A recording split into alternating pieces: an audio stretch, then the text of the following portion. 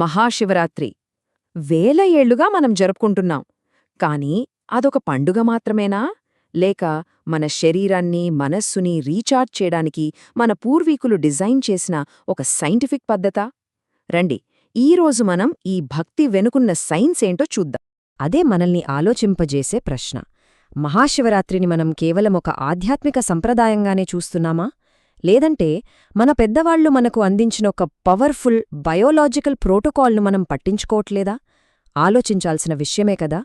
సరే, ఈరోజు మనం ఏం తెలుసుకోబోతున్నామంటే, శివరాత్రి అంటే ఏంటి, ఆ తర్వాత జాగరణ వల్ల మన బ్రెయిన్కి కలిగే లాభం, ఉపవాసం మన బాడీని ఎలా క్లీన్ చేస్తుందో, ఇక ధ్యానంతో మన హార్మోన్లలో వచ్చే మార్పులు, ఫైనల్గా ఈ పురాతన ఆచారాలకి ఆధునిక సైన్స్కి ఉన్న లింక్ ఏంటో చూద్దాం.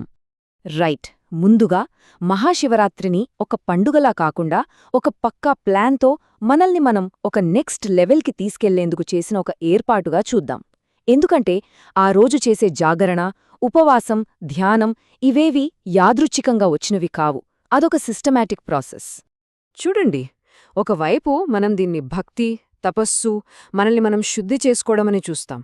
కానీ అదే సమయంలో సైన్స్ ఏం చెప్తోందంటే, మన నరాల్లో, మన కణాల్లో, మన హార్మోన్లలో చాలా పెద్ద మార్పులు జరుగుతున్నాయని.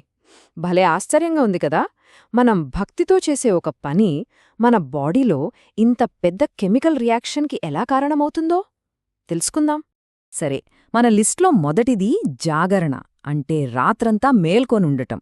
ఇదేదో సరదాగా నిద్రమానేయడం కాదు.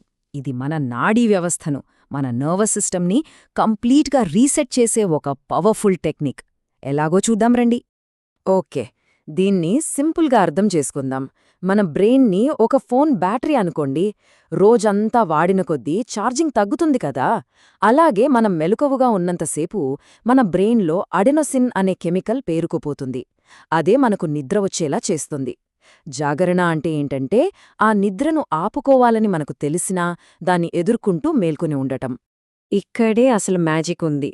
మనం కళ్ళు తెరిచే ఉన్నా సరే ఎక్కువసేపు నిద్రపోకపోవడం వల్ల మన బ్రెయిన్ వేవ్స్ స్లో అయిపోతాయి. అంటే సాధారణంగా మనం డీప్ స్లీప్లో ఉన్నప్పుడు లేదా చాలా లోతైన ధ్యానంలో ఉన్నప్పుడు మాత్రమే యాక్టివేట్ అయ్యే తీటా, డెల్టా వేవ్స్ అనేవి ఇప్పుడు డామినేట్ చేయడం మొదలుపెడతాయి. అంటే అర్థమేంటి? మన శరీరం మేల్కొనుంది, కానీ మన మెదడు మాత్రం ఒక కంప్లీట్లీ డిఫరెంట్ డీప్ స్టేట్లోకి వెళ్ళిపోతుంది. ఇది మేం చెప్తున్నది కాదు, రీసెంట్గా MIT సైంటిస్టులు కనుక్కున్న ఒక మైండ్ బ్లోయింగ్ విషయం. చూడండి, సాధారణంగా మనం గాఢ నిద్రలో ఉన్నప్పుడే మన బ్రెయిన్లో ఒక క్లీనింగ్ ప్రాసెస్ జరుగుతుంది. దాన్ని సెరెబ్రోస్పైనియల్ ఫ్లూయిడ్ లేదా CSF ఫ్లష్ అంటారు. అయితే వాళ్ళింకనుకున్నారంటే, మనం నిద్రపోకుండా మేల్కొని ఉన్నప్పుడు కూడా మన బాడీ ఆ క్లీనింగ్ ప్రాసెస్ని స్టార్ట్ చేస్తుందట. ఎంత అద్భుతం కదా. అయితే ఈ CSF ఫ్లష్ ఏం చేస్తుందంటారా? సింపుల్గా చెప్పాలంటే, ఇది మన బ్రెయిన్కి ఒక డీప్ క్లీనింగ్ సర్వీస్ లాంటిది. రోజంతా మన బ్రెయిన్లో పేరుకుపోయిన చెత్తను, ముఖ్యంగా అల్జీమర్స్ లాంటి రోగాలకు కారణమయ్యే అమిలాయిడ్ బీటా అనే ప్రోటీన్లను బయటికి నెట్టేస్తోంది. అంటే మన పూర్వీకులు వేల ఏళ్ల క్రితం మొదలుపెట్టిన జాగరణ వాళ్లకి తెలియకుండానే మన బ్రెయిన్ను క్లీన్ చేసే ఇంత పవర్ఫుల్ ప్రాసెస్ని యాక్టివేట్ చేస్తోంది. సో చూశారుగా, మనవాళ్లు ఆధ్యాత్మికంగా శుద్ధి అని దేన్నైతే అన్నారో దానికిప్పుడు సైంటిఫిక్గా ఇంత బలమైన ప్రూఫ్ దొరికింది. జాగరణ అనేది కేవలం ఒక మతపరమైన ఆచారం కాదు, అది మన బ్రెయిన్ తనను తాను క్లీన్ చేసుకునే ఒక పక్కా biological process. Okay, brain cleaning అయిపోయింది. ఇప్పుడు మన శరీరంలో ఉన్న ప్రతి ఒక్క కణాన్ని ఎలా శుద్ధి చేయాలో చూద్దాం. మన నెక్స్ట్ టాపిక్ ఉపవాసం. ఇది సెల్యులార్ లెవెల్లో, అంటే కణాల స్థాయిలో ఎలాంటి అద్భుతాలు చేస్తుందో తెలుసుకుందాం. 24 గంటల ఉపవాసం పెడితే మన బాడీలో ఏం జరుగుతుందో తెలుసా? అది ఒక అద్భుతమైన జర్నీ లాంటిది. ఫస్ట్ కొన్ని గంటలు మనం తిన్న ఫుడ్లోని శక్తిని వాడుకుంటుంది. ఆ తర్వాత మన బాడీలో స్టోరైన షుగర్ని వాడటం మొదలుపెడుతుంది. కానీ అసలు మ్యాజిక్ ఎప్పుడు మొదలవుతుందంటే, దాదాపు 12 గంటల తర్వాత. అప్పుడు ఆటోఫేజీ అనే ఒక అద్భుతమైన క్లీనింగ్ ప్రాసెస్ స్టార్ట్ అవుతుంది. ఆటోఫేజీ ఈ మాటకు గ్రీకులో తనను తాను తినడం అని అర్థం. భయపడకండి, ఇదేంటంటే మన బాడీకున్న ఒక ఇంటర్నల్ రీసైక్లింగ్ సిస్టమ్. మన కణాల్లో ఏవైనా పాతవి, డ్యామేజ్ అయిన భాగాలుంటే మన బాడీ వాటిని తినేసి ఆ మెటీరియల్తోనే కొత్త హెల్దీ పార్ట్స్ను తయారు చేసుకుంటుంది. మన లాంగ్ టర్మ్ హెల్త్కి ఇది చాలా చాలా ఇంపార్టెంట్. ఇక్కడ మనం గుర్తుపెట్టుకోవాల్సిన విషయం ఏంటంటే, ఈ క్లీనింగ్ ప్రాసెస్ కేవలం బాడీకే కాదు, మన బ్రెయిన్కి కూడా వర్తిస్తుంది. సైంటిస్టులు ఏం కనుక్కున్నారంటే, మనం ఉపవాసం ఉన్నప్పుడు మన బ్రెయిన్ సెల్స్లో కూడా ఈ ఆటోఫేజీ అనేది విపరీతంగా పెరిగిపోతుందట. అంటే మన బ్రెయిన్ కూడా సెల్ఫ్ రిపేర్ చేసుకుంటుంది. ఒక్క మాటలో చెప్పాలంటే, ఉపవాసం మన బ్రెయిన్కి ఒక సెల్ఫ్ క్లీనింగ్, సెల్ఫ్ రిపేరింగ్ అవకాశం ఇస్తుంది. మళ్ళీ చూడండి, అంతర్గత శుద్ధి అనే మన పాత మాటకు సైన్స్ ఎంత పర్ఫెక్ట్గా సరిపోతోందో.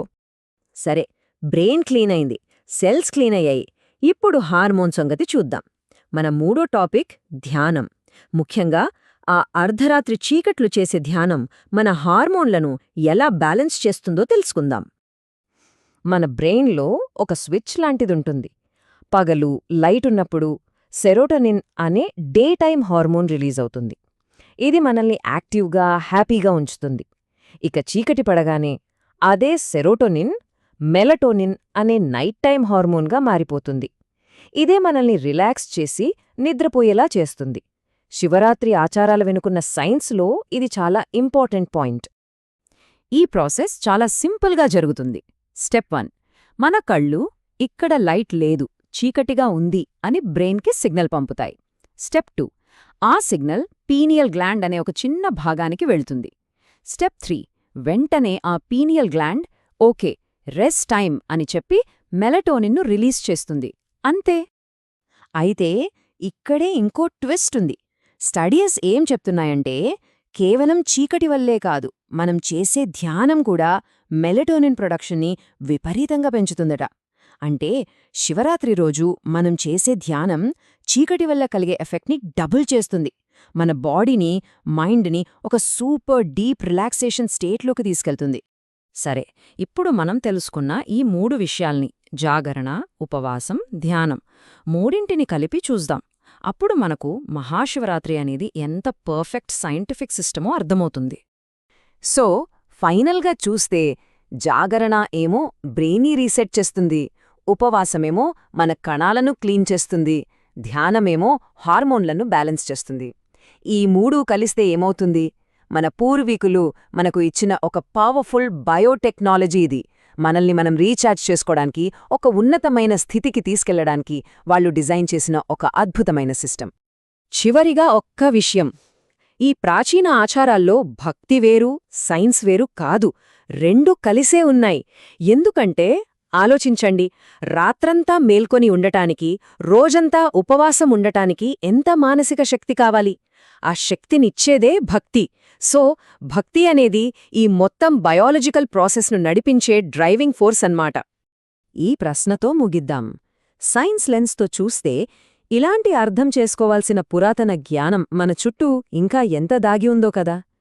మన సంప్రదాయాలను కేవలం ఆచారాలుగా కాకుండా ఒక కొత్త సైంటిఫిక్ కోణంలో చూడటం మొదలుపెడితే మన గురించి, మన పూర్వీకుల గురించి మనం ఇంకా ఎన్నో అద్భుతమైన విషయాలు తెలుసుకోవచ్చు. ఏమంటారు?